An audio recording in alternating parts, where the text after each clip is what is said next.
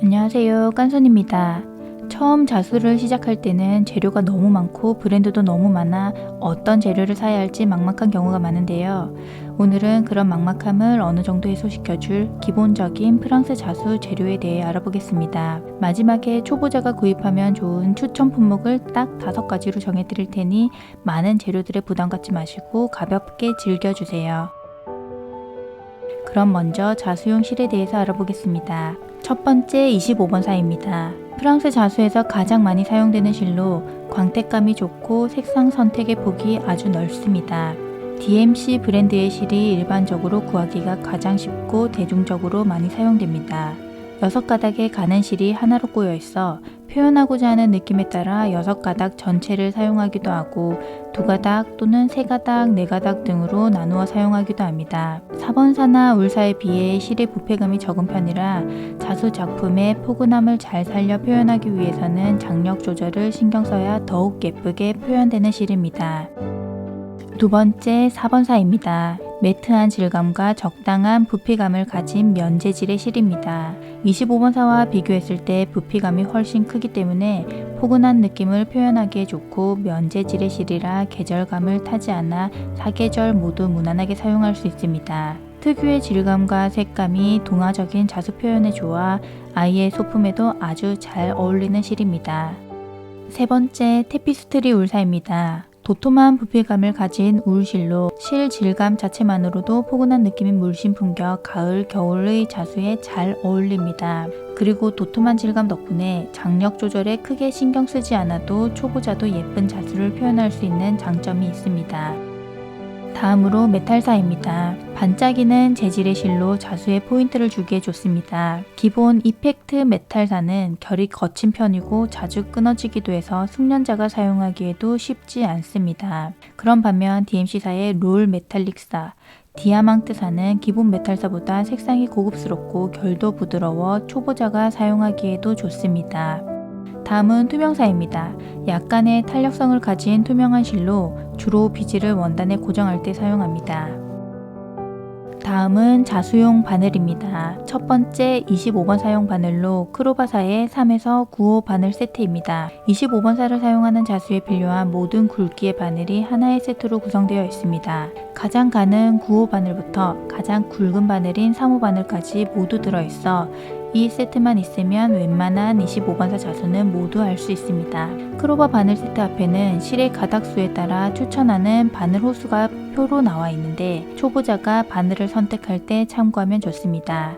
이 표를 참고해 사용하고자 하는 실의 가닥수에 맞춰 바늘 호수를 선택합니다. 바늘 끝이 뾰족한 타입의 바늘로 끝이 예리해 섬세한 자수 표현에 좋습니다. 두 번째 25번 사용 바늘로 끝이 뭉툭한 타입의 바늘 세트입니다.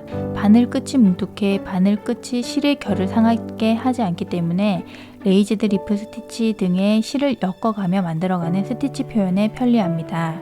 25번사를 사용하는 자수에서는 이 두 종류의 바늘 세트면 거의 모든 자수를 할 수 있습니다. 처음에는 3에서 9호 바늘 세트만 구입하고 추후 스티치 기법이 손에 익었을 때 끝이 뭉툭한 바늘 세트를 구입하는 것을 추천합니다. 다음으로 4번사와 울사에 알맞은 바늘입니다. 실이 두꺼운 4번사와 테피스트리 울사를 사용할 때는 바늘도 실 두께에 맞춰 커져야 합니다. 이때 사용하는 바늘은 18호에서 20호 정도가 적당합니다. 첫 번째, 끝이 뾰족한 바늘입니다. 바늘 끝이 예리하고 바늘 귀가 큰 존 제임스 18호에서 20호 바늘을 추천합니다. 현일 바늘이라고 쓰여진 바늘이 끝이 뾰족한 타입입니다. 18호에서 20호 사이에 리본 자수용 바늘을 사용해도 괜찮습니다. 두 번째, 끝이 뭉툭한 바늘입니다. 바늘 끝이 뭉툭하고 바늘 귀가 큰 존 제임스 18호에서 20호 바늘을 추천합니다. 테피스트리라고 쓰여진 바늘이 끝이 뭉툭한 타입입니다. 끝이 뭉툭해 실을 엮어가며 만들어가는 스티치 표현에 편리합니다. 다음은 수틀입니다. 나무 수틀이 가장 무난하게 사용하기 좋은데 10cm부터 38cm까지 크기가 다양합니다. 크로바사의 수틀이 조임새가 튼튼하고 수틀이 원단을 잘 잡아주는 편이라 하나를 사서 쭉 오래 사용하기에는 좋은데 가격이 일반적인 나무 수틀에 비해 조금 비싼 편입니다. 테피스트리 울사를 주재료로 사용하는 대형 자수는 작품의 부피감을 해치지 않는 30cm 또는 38cm 수틀을 사용하고 25번 살을 주재료로 사용하는 자수 입문자에게는 한 손에 쏙 들어오는 크기의 10에서 12cm 사이즈의 수틀을 추천합니다. 참고로 크로바 수틀의 장점은 수틀의 높이가 높으면서도 틀 자체가 얇은 편이라 원단에 밀착되는 힘이 좋고 조임새 같은 튼에 잘 틀어지지 않습니다. 그래서 원단을 잡아주는 힘이 좋은 편입니다.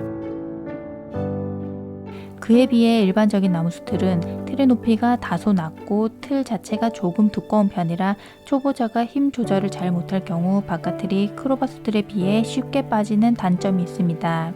그러나 수틀에는 고무 수틀, 플라스틱 수틀 등 여러 종류가 있으므로 여러 가지 수틀을 모두 경험해보고 자신에게 딱 맞는 수틀을 찾아보고 싶은 분은 터키산이나 독일 나무 수틀을 구입해서 사용해 보시는 것을 추천드리며 다 복잡하다, 나는 그냥 나무 수틀 하나로 쭉 오래 쓰겠다는 분은 조금 비싸더라도 처음부터 크로바 수틀 하나를 구입하는 것을 추천드립니다.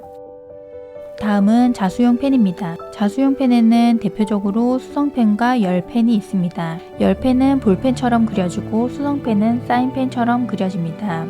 자수용 수성펜은 물이 살짝만 닿아도 잘 지워지는 펜으로 다양한 질감의 원단에 쉽게 그려지는 장점이 있습니다. 파란색, 갈색 두 종류가 있는데 갈색 펜은 습기에 약해 빨리 지워지는 편입니다. 간혹 물 세탁 후 건조 시 다시 색이 올라오는 경우가 있으나 색이 완전히 빠질 때까지 물에 담궈 말려주면 색이 남는 경우는 거의 없습니다. 다음은 열펜입니다. 열펜은 드라이기에 열을 가하면 지워지는 펜으로 볼펜처럼 가늘게 그려져 예리한 도안을 그리기에 좋고 물 세탁을 하기 어려운 원단에 술을 놓을 때도 좋습니다. 특히 흰색도 나오므로 어두운 색 원단에는 흰색 열펜을 사용하면 편리합니다.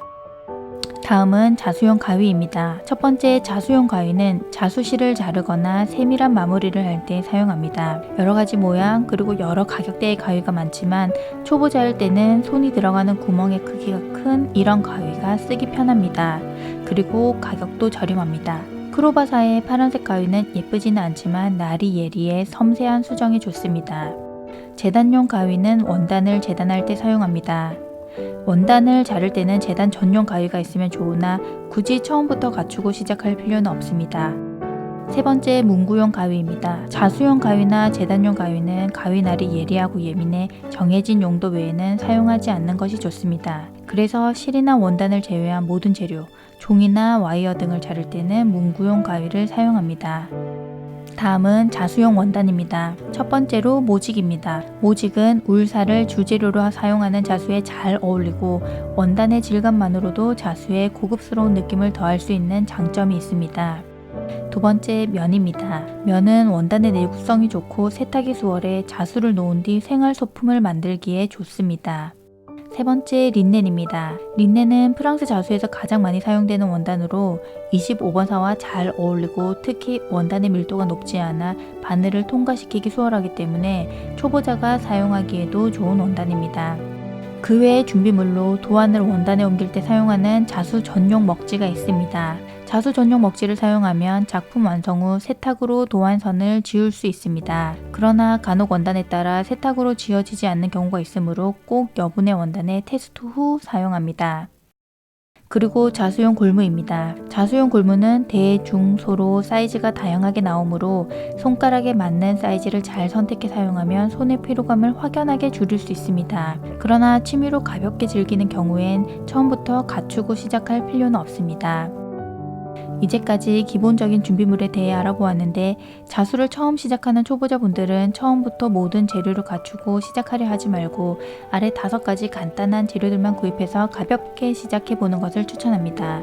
그럼 다음 시간에는 이 재료들을 어떻게 사용하는지 자수의 기본적인 사항들에 대해 함께 알아보겠습니다. 오늘도 행복 가득한 하루 되세요. 감사합니다.